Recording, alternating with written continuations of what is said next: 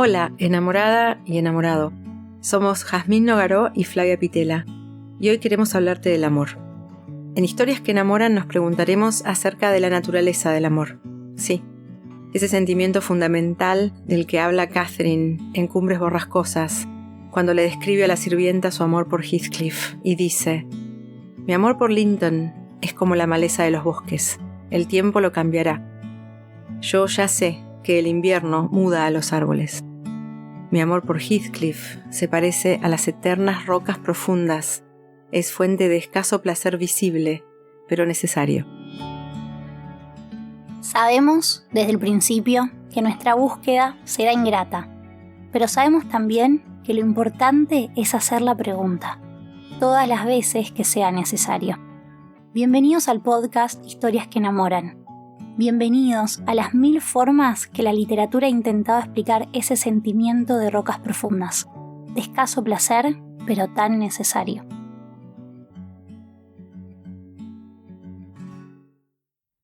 En la literatura gótica, los fantasmas pueden presentar nuestro miedo al pasado, nuestra conexión con el pasado o nuestra dificultad para dejarlo ir. Los fantasmas son como almas que no pueden o se niegan a descansar. No mueren y en su lugar vienen a atormentarnos, como un mal pasado que no puede exorcizarse de la mente. Los fantasmas persiguen incluso a aquellos que no tuvieron un trato directo con su violenta desaparición, lo que se remonta a este miedo de no tener control sobre nuestro destino, también a esta idea de que no podemos simplemente ignorar nuestra historia como seres humanos. Charlotte Brontë, en Jane Eyre, lo explica muy bien y dice así: «Al volver, tuve que cruzarme ante el espejo. Mi mirada, fascinada, exploró involuntariamente la profundidad que revelaba. Todo parecía más frío y oscuro en aquel hueco visionario que en la realidad, y la extraña figurita que allí me contemplaba, con la cara y los brazos blancos moteando la penumbra, y los ojos centellantes de miedo, moviéndose donde todo lo demás estaba quieto. Tenía el efecto de un espíritu real. Pensé que era como uno de los diminutos fantasmas, mitad hada, mitad diablillo, que los cuentos nocturnos de Bessie representaban como saliendo de solitarios y helechos desfiladeros en los páramos y apareciendo ante los ojos de los viajeros tardíos».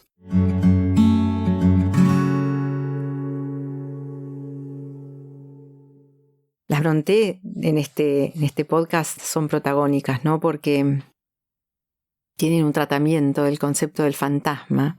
En este caso, nuestra Jane Eyre, la protagonista de esta novela maravillosa, es ella misma en el espejo, y sin embargo se ve como un fantasma. Entonces la idea del fantasma también es la idea de quiénes somos y quiénes creemos que somos, qué imagen damos o quiénes éramos frente a quiénes somos. O en el caso de Jane Eyre en esta situación es que ella misma no se reconoce en el espejo o piensa en ella en el espejo como una entidad, ¿no? Entonces, cuando pensás en fantasmas, se puede pensar en términos de literatura del terror, que decís, bueno, un fantasma es una aparición. Algo sobrenatural. Y también hay otros tantos fantasmas, ¿no?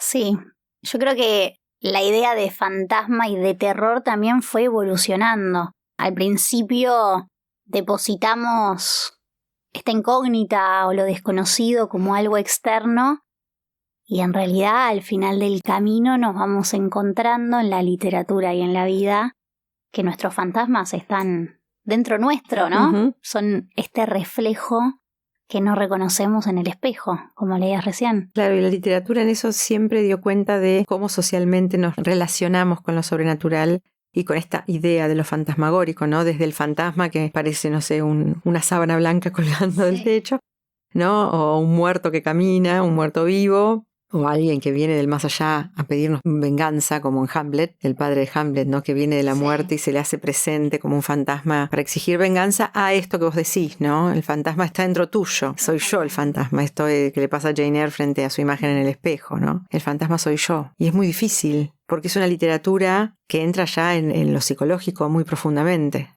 Y es muy sutil, porque ¿dónde empiezo yo y dónde termino y dónde arranca el fantasma? Soy yo y soy el fantasma a la vez. Y capaz es hasta lo que más nos asusta, lo que más miedo nos genera, porque está dentro nuestro. Exacto. No es algo de afuera que podemos irnos de una casa o irnos de un lugar Y dejarlo. Cerrar la puerta y se queda el fantasma. Para atormentar a quien se mude. Acá te lo llevas con vos. Y también muchas veces lo fantasmagórico, volviendo a Jane Eyre, porque me parece que es paradigmática esa novela, y esto es la modernidad también del fantasma. Es eso que no queremos ver, ¿no? Porque en Jane Eyre, y sin arruinar mucho para nuestros oyentes que no la hayan leído, invitamos a que la lean, hay una presencia fantasmal en la casa que se presenta con ruidos de cadenas y aullidos y llantos y un incendio provocado y un montón de cosas que suceden que están asociadas a algo sobrenatural que después resultan de una realidad terriblemente dura y mucho más peligrosa y mucho más cruel que la idea de un fantasma, ¿no? Y es que el terror es humano. En definitiva, el miedo nace de algo universal, por decirlo de alguna manera. Las historias de terror o de fantasmas o de miedo son cosas que nos aterran como humanos. La muerte, las respuestas, la vida incluso. Y lo llevamos al extremo, y en ese extremo entra la aparición. Exacto. ¿No? El fantasma. Estaba pensando en Stephen King, es inevitable. Pero uno de los motores de It, su novela tal vez más acabada, más fantástica, es la presencia de un hermano, ¿no? que muere y cómo atormenta al personaje principal durante toda su vida. Y es esa culpa, ¿no? También porque lo fantasmagórico también tiene que ver con la culpa. La ausencia, la culpa, lo no dicho, lo no hecho. El deber versus la realidad. Ese fantasma es todo lo que tendría que ser, pero no soy. Exacto, y viene a reclamar. El fantasma siempre viene a reclamar. Porque no descansa en paz y entonces te viene a pedir que lo ayudes a descansar en paz o te viene a reclamar que no descansa en paz por culpa tuya. Por eso es tan psicológico, ¿no? Claro.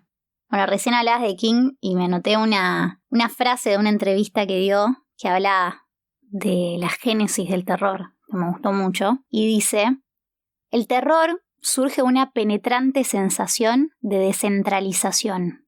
Todo se desmorona a nuestro alrededor. Si esa sensación de desmoronamiento es repentina y parece personal, si le golpea al corazón, entonces se incrusta en la memoria. Este desmoronamiento que en general tiene que ver, mucho con muchos de los personajes de King. Pienso, ¿no? en el escritor del Resplandor. Se mudan el escritor con su esposa y su hijito a un hotel que tienen que cuidar en el invierno y el único que ve los fantasmas es el escritor, ¿no? El único el niño también, pero lo ve por otras razones, pero él es el único que percibe la muerte y el dolor, pero porque él se le incrustó en el corazón esa muerte y ese dolor. Entonces puede entrar en un canal en el que ve esas cosas, ¿no? La pregunta del millón es si creemos en los fantasmas, porque mucha de la literatura que nos apasiona y que nos encanta leer es porque nos habilita un espacio resguardado y aceptado y conciliado de que, acá creemos en los fantasmas. Claro, está permitido creer en los fantasmas en la literatura. Y entonces por ahí es que es algo que necesitamos creer en los fantasmas. No sé si lo necesitamos o no. Yo creo que están. Es una cuestión de darles entidad. ¿Vos creés en los fantasmas? No. Ok. Pero amo los libros sobre fantasmas. O sea que algo tiene que haber en mí. Una búsqueda. Que reniega en la realidad de los fantasmas y que después dice, pero me refugio en Jane Eyre o en Cumbres Borrascosas o en Stephen King. Y digo, y acá me permito creer, ¿no? Que existen. Me resulta difícil porque me aterra. Totalmente. Por eso le tengo tanto respeto a las historias de terror, porque me aterra terriblemente, porque creo que son un reflejo de la realidad que puede ser si uno está dispuesto a... Si estás dispuesto a creer, ¿no? Si estás dispuesto a abrirte a una situación paranormal. Claro. Viene con nosotros esta idea de lo sobrenatural y de lo paranormal y de los muertos que vienen a hablar desde tiempos inmemoriales. O sea, hay toda la literatura, no solamente el concepto moderno de la literatura del terror, pero... incluso en la mitología griega, ¿no? En los grandes textos clásicos, la idea de lo fantasmagórico o la idea de qué hay después de la muerte en realidad es la pregunta constante. Para ¿no? mí, la presencia del fantasma de alguna manera también es una búsqueda de trascendencia, de que hay algo más que el ser humano en este plano. En el ser o no ser, Hamlet, en el monólogo, dice, ¿no? que no nos matamos... resumiéndolo burdamente, que no nos matamos por miedo a aquel país del que ningún viajante ha vuelto. Entonces ese miedo, ¿no? En una época en la que obviamente el suicidio tenía otra connotación religiosa, dice, no nos quitamos la vida por miedo a que, ¿y qué va a hacer de nosotros allá?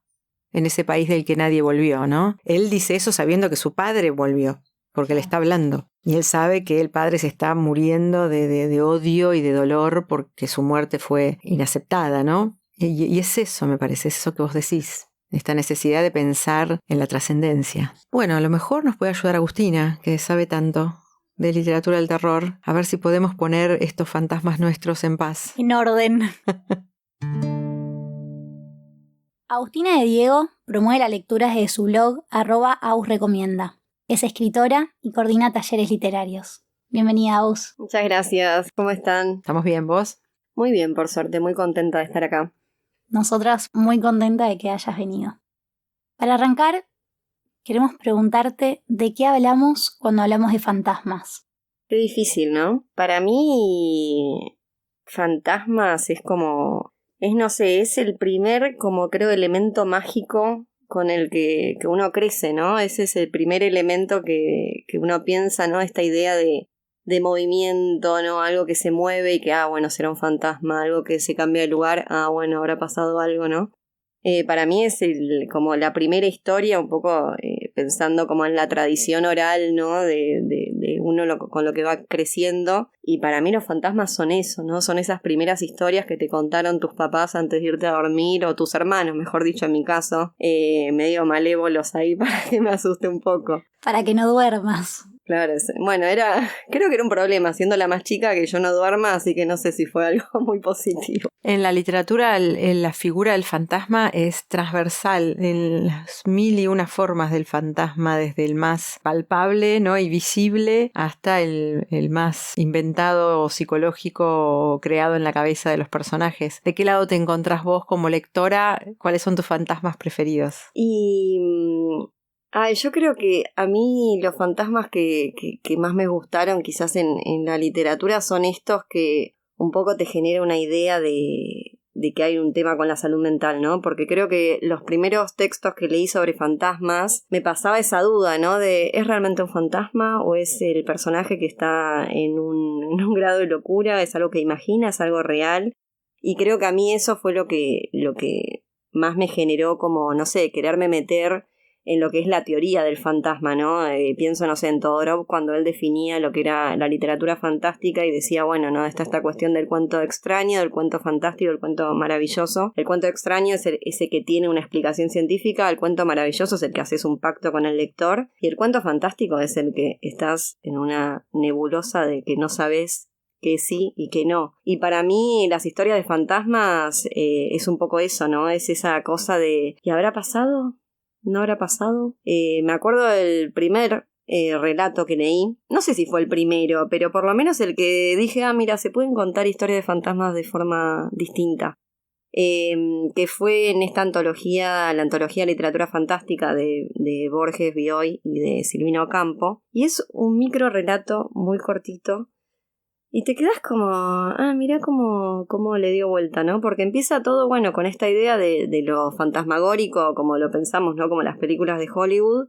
Y de repente se va a algo como más espiritual, como algo más filosófico, todo en un párrafo. Es algo que a mí me generó un impacto enorme. Más que esta antología para mí es muy especial porque fue mi apertura al mundo literario fantástico, saliendo como del fantasy, ¿no? Como de la literatura quizás más juvenil o más fantasiosa del cuento de hadas. ¿Nos podrías leer ese microcuento? Sí, me encantaría. Les contamos mientras tanto a nuestros oyentes que esa antología recopilada por Borges, Bioy y Ocampo es un clásico ya de la literatura argentina, es un libro de referencia que funciona un poco como un I Ching. Entonces te quiero contar un poquito a mí qué me pasa. Yo lo tengo así como Agus marcado y regreso a él cada vez. Y cada vez que abro y leo digo, no lo había leído nunca. Y es casi imposible porque lo tengo desde que tengo uso de razón. Mi edición está muy machucada. Y cada vez me encuentro con que hago una relectura que me involucra desde otro lugar y leo otra cosa. Muta, es como el libro de las mutaciones de I Ching. Creo que ahí Borges tuvo mucho que ver. Y entonces es un libro que queremos recomendar, ya que estamos en el podcast, porque es un libro para siempre. Sí, totalmente. Bueno, creo que a mí eso del I Ching me pasó exactamente lo mismo. Creo que pasa eso con las antologías en general, ¿no? Pero esta particularmente tiene como esa curiosidad de que te ponen abajo, ¿no? De dónde sale el texto. Y muchas veces no es un cuento. A veces es un párrafo que sacaron, no sé, hay uno de Joyce, ¿no? Por ejemplo. De un libro religioso. Claro, y es algo que lo sacaron y lo quisieron poner. Incluso hay uno que es un epígrafe que también habla de los fantasmas. Que después, bueno, si tenemos un ratito también se los leo. Pero bueno, mi favorito es el que se llama Un auténtico fantasma, de Thomas Carlyle, que es un historiador y ensayista escocés, que nació en 1796 y murió en 1881. Y dice así: ¿habría algo más prodigioso que un auténtico fantasma? El inglés Johnson anheló toda su vida ver uno, pero no lo consiguió, aunque bajo las bóvedas de las iglesias y golpeó féretros. Pobre Johnson. ¿Nunca miró las marejadas de vida humana que amaba tanto? ¿No se miró siquiera a sí mismo? Johnson era un fantasma auténtico. 1.000.000 de fantasmas lo codiaba en las calles de Londres. Borremos la ilusión del tiempo. Compendiemos los 60 años en 3 minutos. ¿Qué otra cosa era Johnson? ¿Qué otra cosa somos nosotros? ¿Acaso no somos espíritus que han tomado un cuerpo, una apariencia, y que luego se disuelven en aire y en invisibilidad? Claro, es fantástico en todas las aspectos de la palabra, pero sobre todo en esto de cuando hablamos de la fascinación por lo fantasmagórico, por los fantasmas, como vos bien explicabas al principio, me parece que estamos hablando de algo de la condición humana. ¿A dónde vamos cuando morimos? ¿Pueden los muertos hablar? Esta idea de la finitud del cuerpo, si crees o no en un Dios, si crees o no que los muertos pueden volver a como en Cumbres Borrascosas, a acosarnos, como le dice Heathcliff a Catherine, no volvé en la forma de un fantasma, acosame, no me importa, pero mientras tanto voy a sentirte que estás conmigo. Hay un poco de esto, ¿no? El muerto vivo, estamos vivos, ¿qué es estar vivo? ¿Estar vivo es una oposición a ser un fantasma? ¿Hay fantasmas vivos, seres vivos que no saben que son fantasmagóricos? Es existencial la condición del fantasma. Sí, totalmente. Bueno, es que por eso te decía hace un ratito esto de que en un solo párrafo está todo ese universo, ¿no? Ese primero de esa fascinación, porque también como lo fantástico para mí es esa fascinación por lo desconocido y si pensamos incluso en la espiritualidad como la respuesta a lo que no tenemos una explicación lógica, entra ahí la idea de fantasma, eso de, bueno, esta idea de cómo puede ser con la manera en que nos funciona el cerebro, cómo puede ser que uno se muera y ya está, ¿no? Entonces esa idea de que hay una cosa de permanencia. Y ese fantasma también le da corporalidad a lo que no podemos explicar, a lo desconocido. Totalmente, sí. Por eso me pareció uno de los relatos que un poco, como decía Flavia, esto de I Ching, que te quedas pensando, ¿cómo en un párrafo tan pequeño entra un universo de tantas cosas, ¿no? Porque entra esta idea de, bueno, la idea del niño que está buscando un fantasma, el cazafantasmas, ¿no? Que pensaríamos hoy en la modernidad. Después esta idea también como del hombre enajenado y automatizado, ¿no? Que dice, pero si él está rodeado de fantasmas si se codiaba con fantasmas en las calles de Londres, ¿no? Como que todos son un poco esta idea también que aparece en la literatura inglesa y también en la norteamericana, esa idea de ciudad que de pronto te enajena, ¿no? Y al final, cuando tiene que ver como diciendo, bueno, ¿no somos todos fantasmas un poco? Entonces, no, para mí es uno de los relatos que digo, ahora entiendo por qué este libro perdura en el tiempo, porque este libro para mí fue el que me cambió la vida, o sea, si tengo que hablar de un libro que me cambió la vida, es este libro, ¿no? Yo pensaba mientras te escuchaba, digo, un libro que me cambió la vida, o el primer libro que recuerdo, o el texto que recuerdo, y me acuerdo de Juana de Ibarburu, de un libro que se llama Chico Carlo, que es muy surrealista, ronda con lo fantástico, pero es más surreal que otra cosa. Es la historia de una chica que ve a alguien. Chico Carlo es un personaje que aparece en la parte de abajo de una escalera, en el patio de la casa, claro, que es fantasmagórico. Y digo, ¿por qué me gustaba tanto Chico Carlo? Precisamente por el carácter fantasmagórico, o por qué el retrato oval, ¿no? Qué sé yo, el corazón delator de Poe. Bueno, porque es el fantasma, como dice Agustina, ¿no? El fantasma en la cabeza. Ahí no hay fantasma externo. Como la literatura en la historia fue cambiando el objeto del fantasma de algo externo, ¿no? Sobrenatural, algo que es como lo que leíste vos, sea, está en nosotros el fantasma. Sí, ¿no? como lo sobrenatural también en algún momento de la historia de la literatura fue la respuesta para todo lo indescriptible que tiene que ver con la salud mental también, ¿no? O sea, eso es porque creo que hoy en día es el tópico que más me interesa leer, todo lo que respecta con la salud mental. Y me doy cuenta que por eso quizás me gustaban las historias de fantasmas, porque había una cuestión ahí en esos personajes que era de querer ponerle explicación a ese alter ego o esa presencia, y muchas veces las cuestiones tienen que ver con eso. Se resuelve mucho del conflicto en la literatura a partir de la aparición de un fantasma. Se resuelve porque le pones al fantasma esa carga psicológica, si se quiere, ¿no? Que no le puedes poner al personaje. El fantasma viene a ocupar ese lugar de la enfermedad o de la locura, ¿verdad? Sí, totalmente. Bueno, incluso creo que ahora ya no se debe poder, si uno va a un taller literario, a decir, bueno, voy a meter un fantasma por acá. Es como un poco cuando querés terminar todo y decir, ay, bueno, y al final fue un sueño. Siento que ya debe estar vetado, ¿no? A mí, bueno, me pasó esto de que, digo, ¿cómo puede ser? Este libro, me acuerdo, me lo compré en 2010. Fue uno de los primeros libros que me compré ya casi adulta, ponele, en 2010 creo que yo tenía 20 años, en la Feria del Libro, que había ido con mi papá. Y hasta el día de hoy, fíjate, bueno, vos la podés ver, las dos lo pueden ver, está ya medio chamuscadita mi edición. Y me pasa eso, que cada tanto lo agarro y digo, ay, a ver si leo un cuento que no conozco. Y el otro día me di cuenta de varios autores que sabía que había leído acá, y que después, más de grande, los volví a leer y sin acordarme que estaban acá. Pero bueno, tiene esto, esta antología, que algunos cuentos son de una oración. Por ejemplo, hay uno de Thomas Bailey Aldrich que se llama Sola y su alma. Y dice, una mujer está sentada sola en su casa. Otro tópico que me encanta, las mujeres solas sentadas en su casa, ¿no? Ahí ya me había atrapado. Digo, ay, mira qué interesante.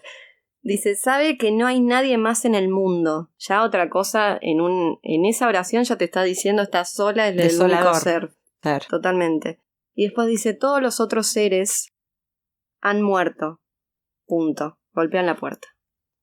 Y ahí yo dije, ¿esto es un cuento? Con tan pocas palabras. O sea, también es como que fue un libro para mí que era como una clase de escritura, ¿no? O sea, eso creo que también fue como bisagra. No solo como lectora, sino como escritora. Digo, mira, en una oración, a mí es algo que me sigue sorprendiendo. Y es esta idea de los autores y autoras que logran en muy pocas palabras construir algo que te deja sin aliento, ¿no? Y esta mini oración me quedé como, bueno, increíble.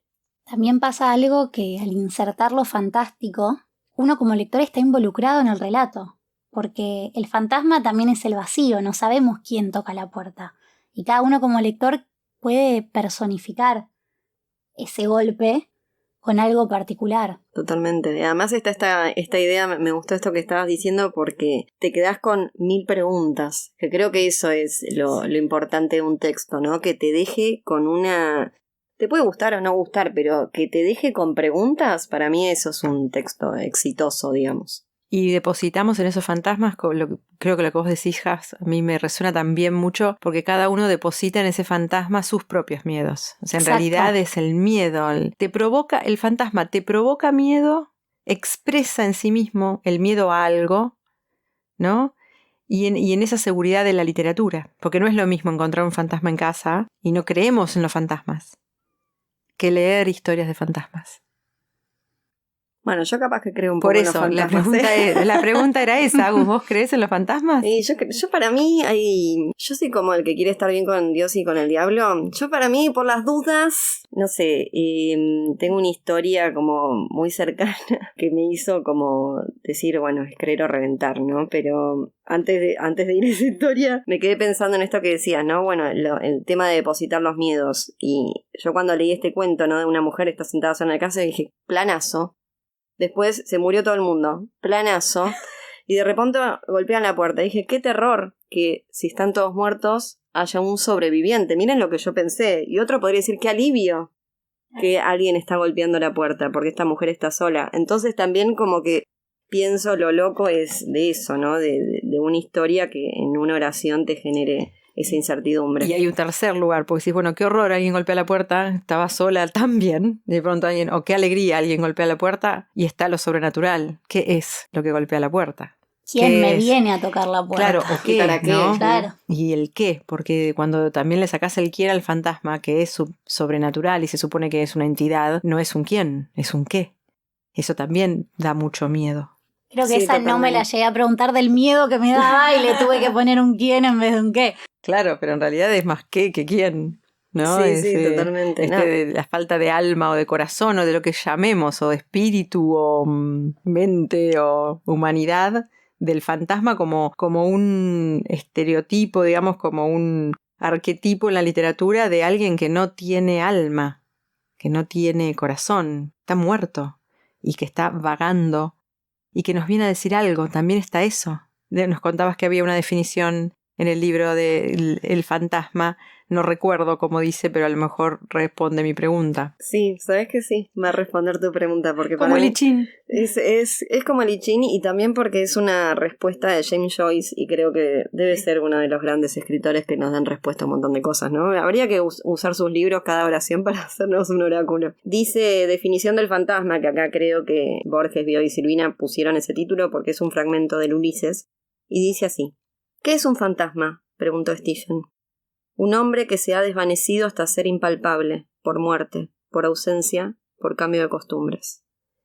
Esta idea de cambio de costumbre, me quedé con esto que estabas diciendo recién, ¿no? De qué es lo que representa el fantasma, ¿no? Puede ser un vacío, también es alguien que ya no pertenece a ningún lugar.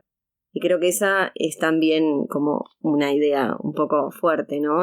Sos un fantasma cuando dejas de pertenecer a un espacio. Por eso es que cuando uno está caminando por las calles de Londres también se convierte en un fantasma. Y también esta idea de cómo va mutando el fantasma a lo largo del tiempo y nos podemos convertir nosotros en un fantasma, relacionándolo a lo de la salud mental que hablábamos al principio.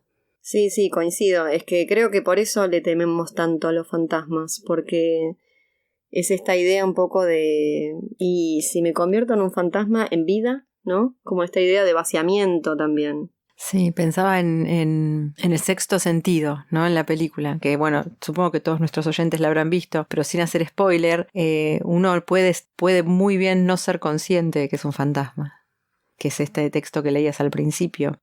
En la literatura inglesa, sobre todo, en el gótico inglés, muchas veces la presencia del fantasma es una presencia que aparenta ser fantasmagórica y después al final se vuelve real. Pienso, qué sé yo, no sé, en Berta, en Jane Eyre, ¿no? La loca del ático, que es una aparición fantasmagórica durante toda la novela y al fin y al cabo es real. Pero al ser una mujer trasplantada desde el Caribe, abandonada de su identidad, se vuelve un fantasma.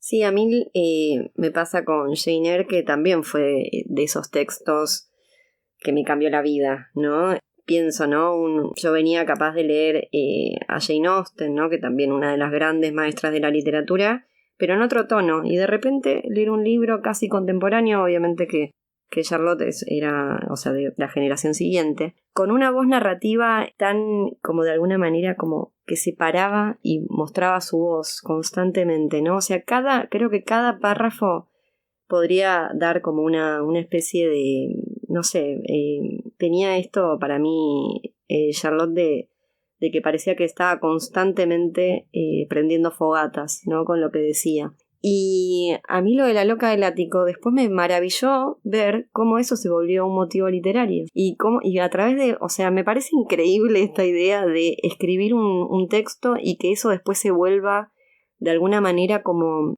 el germen para 1.000.000 de obras más. Sí, después, para un ¿no? tópico, ¿no? Para un tópico, sí, totalmente. Pero me parece que es esa idea moderna en Charlotte Brontë, ¿no? De pasar del fantasma a fantasma, al imposible de asir, digamos, real, un sobrenatural, la fantasmagórica, digamos, alemana, que es de donde se nutre todo el gótico inglés, y llegar a este fantasma que es moderno, porque no es un fantasma, es real, ¿no? Y es real precisamente porque está violentada.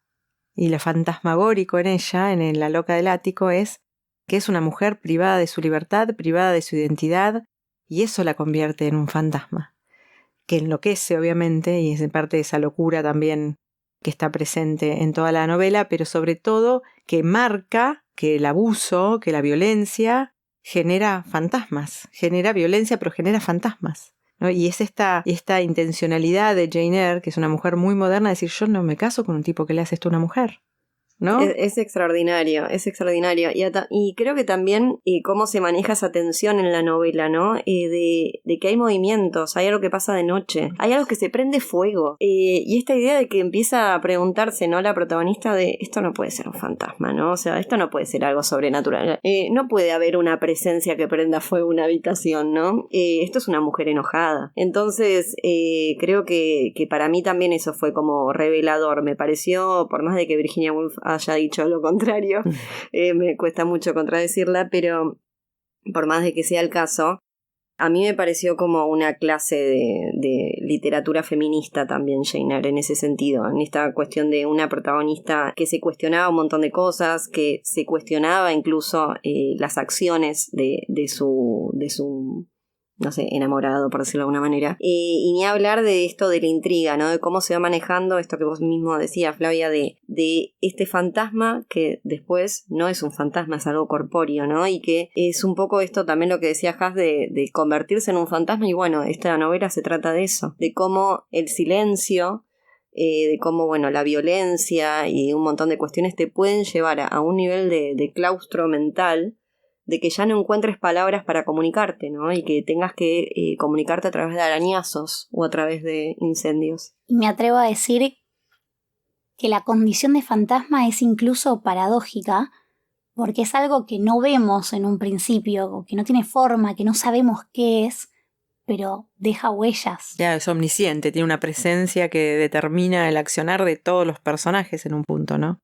Porque me parece que ahí también hay algo muy fantástico en Jane Eyre en particular, que si pensamos, por ejemplo, en fantasmas de la literatura y pensás en el padre de Hamlet, ¿no? Solamente lo ven varios, pero solamente el hijo lo escucha hablar. Entonces toda la obra de teatro se desarrolla a partir de una conversación privada que no sabemos qué tan real fue. Aceptamos como audiencia el principio de verdad de eso, ¿no? O sea, él habló con el padre le dijo, me tenés que vengar. Pero toda la tragedia de Hamlet se para en un fantasma, en la aparición de un fantasma. Nada más irreal y a la vez es tan real y tan verosímil que es la tragedia más larga de Shakespeare, toda fundamentada en un diálogo entre un chico y su padre muerto.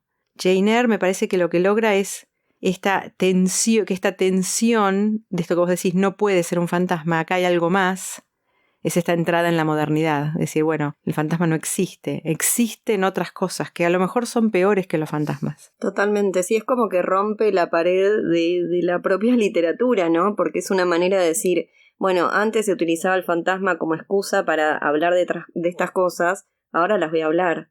Sí, me parece algo alucinante. Bueno, incluso yo creo que debo ser la lectora modelo de todos los escritores, porque para mí lo de Hamlet, jamás me cuestioné si había o no un fantasma. No, dije, es que no es él quiere que necesario. haya un fantasma, yo le creo, a mí, yo entro ahí. Pero sí, creo que también eso me pasa de esta cuestión también lo que puede llegar, porque es el fantasma del padre lo que despierta esa especie de rebelión en él, ¿no? De un poco de levantarse y decir esto, bueno, y armar todo lo que arma. Pero también me parece algo como alucinante, ¿no? Como en ambos casos pueden llegar a ser como esta idea de fósforo o esto que prende una idea y se transforma en algo que no se puede frenar. ¿Tenés recuerdo de haber tenido miedo leyendo un libro? ¿Mucho miedo de tener que cerrar el libro? No, porque sabes que no leo historias de terror, o por lo menos no me doy cuenta que son de terror. No he leído nunca de Stephen King, por ejemplo. Bueno. 3 veces bueno, 5 veces bueno. Saben, soy muy fanática de King. Y la verdad es que hay muchos libros de King que dan miedo y que tienen que ver con fantasmas. Tal vez el más interesante en ese sentido, en el sentido del fantasma, sea El Resplandor. Porque El Resplandor habla y cierra mucho de lo que venimos contando ahora. Es un escritor frustrado que lo echaron de su trabajo por maltratar a una persona, tiene muchísimos problemas de violencia de género con su mujer y su hijito, y encuentra un trabajo que es cuidar un hotel que va a quedar aislado en la montaña durante todo el invierno. Y es un hotel lleno de fantasmas, pero muy lleno de fantasmas que él ve. Son todos sus fantasmas. Entonces se puede leer a nivel historia de terror y entonces está lleno de fantasmas espantosos. Hay una escena famosa de las mellicitas en el pasillo, pero también el hijo, que tiene una capacidad de hablar con los muertos, tiene una relación con esos fantasmas, y el padre tiene otra relación con los fantasmas, y la madre no ve ningún fantasma. Y todos viven en el mismo hotel, y lo que uno está viendo el otro no lo ve. Entonces hay momentos en El Resplandor que tenés que cerrar el libro. Yo lo leí, tenía 19 años creo, un verano, tomando sol, y lo tenía que cerrar, porque me daba miedo. Pero lo que me daba miedo, me doy cuenta ahora de grande, es la capacidad de King de demostrarme que los fantasmas son lo más real que hay en el mundo, porque están adentro de nuestra cabeza. Bueno, Flavia, creo que ahora tengo un problema y ahora quiero leer a Stephen King. Lograste lo imposible, te digo, porque me han querido durante muchos años convencer y yo como que sí, algún día. Ahora quiero leer El Resplandor y contarte, a ver si me da miedo. Contarte a ver si te da miedo. Pero de día. Sí, al sol. Al sol en verano. No, te diría que ahí está el tema. Yo no sé si debería leerlo en verano, porque en verano es donde tengo mis peores historias de terror, así de situaciones de fantasmas que he vivido, fue en el verano. Contanos una. Y me pasó hace varios años que estaba con mi papá en una casa ahí en la costa. Estábamos los dos solos, en una casa de 2 pisos, ¿no? Él durmiendo abajo, yo durmiendo arriba. Yo estaba leyendo, justamente para variar. Y al ratito, no sé, eran como si te dijeras 3 de la mañana, ¿sí? Además el horario de las películas de terror del diablo y no sé qué cosa. Por eso yo te digo, por las dudas yo creo, también si alguien está escuchando, venga a salvarme. Señor Diablo, creemos en usted. Sí, está todo bien. Al que haya que hacerle culto para que no me mate o no sé, se me mete un espíritu o algo raro, yo ahí compro. Y se prenden todas las luces del pasillo, todo raro. Y le mando mensaje a mi papá, porque yo en un momento dije, acá entró un tipo. Le digo, ¿vos acabas de prender las luces? Era época de mensaje de texto, no había WhatsApp ni nada. Me dice, no sé qué, lo llamo. Me dice, ¿qué pasa? Le digo, no, se prendieron todas las luces. O sea, escuché el ruido de alguien apretando y lo vi. O sea, porque se me iluminó el cuarto, pues yo estaba como con una especie de lamparita. Se pone a chequear todo, me dice, no me pasó nada, está todo apagado. Le digo, bueno, ok. Al día siguiente lo noté un poco callado, raro. Dije, bueno, listo. Nos volvimos a Buenos Aires y a los 2-3 días me dicen, mira, no te lo quería contar, pero te lo voy a contar. Me llamó un amigo ese día que vos dijiste lo de las luces, de que él estaba con una casa en obra, no sé qué, muy cerquita donde estábamos parando, y me estaba preguntando si yo conocía a alguien que pudiera ir a la casa porque estaba con un tema de que nadie quería ir a trabajar a su casa.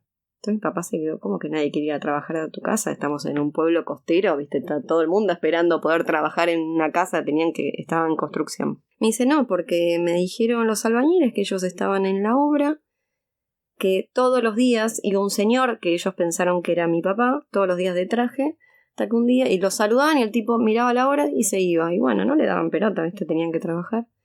Hasta que un día el tipo entró, ellos lo vieron entrar y atravesó una pared. Y desde ese momento, todas las personas que estaban trabajando dejaron sus cosas, se fueron, lo llamaron a este señor, le dijeron, nosotros no volvemos más. Entonces, por eso este señor después llamó a mi papá a ver si él conocía a alguien. Y fue el mismo fin de semana que estábamos nosotros ahí. Entonces ahí me quedé como, fue el mismo fin de semana que yo las luces, yo estoy segurísima que esas luces las vi. Vieron que cuando uno está leyendo medio en la oscuridad, cualquier luz que aparece te encandila. Te encandila, te destella. Así que nada, para mí es creer o reventar. Bueno, chicas, yo me voy yendo. Ya estoy. Ya estamos para ir cerrando y apagando las luces. Se me puso toda la piel de gallina, terrible. Los fantasmas no existen, pero que los hay, los hay. Totalmente. Muchísimas gracias, Agustina. Fue un placer enorme escucharte. Gracias a ustedes. Me encantó venir acá. Esperamos que hayan disfrutado del episodio de hoy de Historias que Enamoran. Y sobre todo, les deseamos, queridos oyentes, que los fantasmas en sus vidas sean fantasmas que enamoran. Los esperamos en el próximo episodio.